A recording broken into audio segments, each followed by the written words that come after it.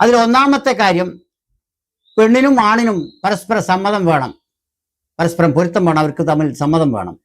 രണ്ടാമത് മഹർ, അതാണ് അതിലെ ഒരു മുഖ്യ ഉപാധി. സ്ത്രീക്ക് അങ്ങോട്ട് കൊടുക്കലാണത്, അത് സ്ത്രീ നിശ്ചയിക്കുന്നതാണ് മഹർ.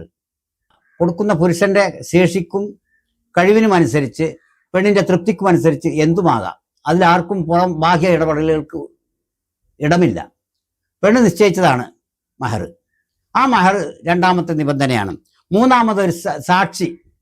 സാക്ഷി എന്നത് രണ്ട് സത്യസന്ധരായ പുരുഷന്മാർ, അല്ലെങ്കിൽ രണ്ട് സ്ത്രീകളും ഒരു പുരുഷനും എന്നാണ് അതിൻ്റെ കണക്ക്. അതിലും നമുക്ക് സാമ്പത്തികമായ ബാധ്യതകളൊന്നും തന്നെ ഉണ്ടാവുന്നില്ല. പിന്നീടാണ് പെണ്ണിന്റെ രക്ഷകർത്താവ്. അതായത് പെണ്ണിനെ ആണ് സ്വീകരിച്ചതായിട്ടും ആണ് പെണ്ണിനോട് ഒത്തു ജീവിക്കാൻ സമ്മതം നൽകിയതായിട്ടും ഒരു പ്രഖ്യാപനം നടത്തണം. കാരണം പൊതുസമൂഹം അറിഞ്ഞിരിക്കേണ്ടതിൻ്റെ ആവശ്യത്തിലേക്കാണത്.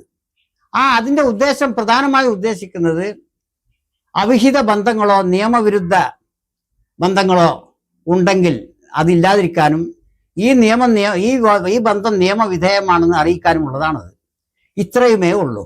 ഇത് കഴിഞ്ഞ് ആവശ്യമുള്ളവർക്ക് ഒരു വിരുന്ന് കൊടുക്കാവുന്നതാണ്. സ്ത്രീയുടെയും പുരുഷന്റെയും ഭാഗത്തുള്ള ആളുകൾക്ക് ലളിതമോ ആഡംബരപൂർവമോ ആയിട്ട്, അതായത് അതൊരു നിർബന്ധ ഘടകമേ അല്ല. എന്നാൽ ഇന്ന് നമ്മൾ കണ്ടുവരുന്ന വിവാഹ ധൂർത്തുകൾ പലതും ഒരു നിർബന്ധാവസ്ഥ കൈവരിച്ച പോലെയുണ്ട്. കാരണം ആ രീതിയിൽ ചെലവഴിക്കാൻ കഴിയാത്തവർക്ക് ആ ബന്ധം, അങ്ങനെ ഒരു കല്യാണം നടത്തുക സാധ്യമല്ലാത്തൊരവസ്ഥയിലേക്ക് എത്തിച്ചിട്ടുണ്ട് കാര്യങ്ങൾ. അതുകൊണ്ടാണ് പല പെൺകുട്ടികളും, അച്ചടക്കമുള്ള നല്ല പെൺകുട്ടികൾ പോലും, തനിക്കൊരു ജോലി കിട്ടി തൻ്റെ മാതാപിതാക്കൾക്ക് ബാധ്യതയില്ലാത്ത വിധം കല്യാണം കഴിച്ചാൽ മതി എന്ന തീരുമാനത്തിലെത്തുന്നത്.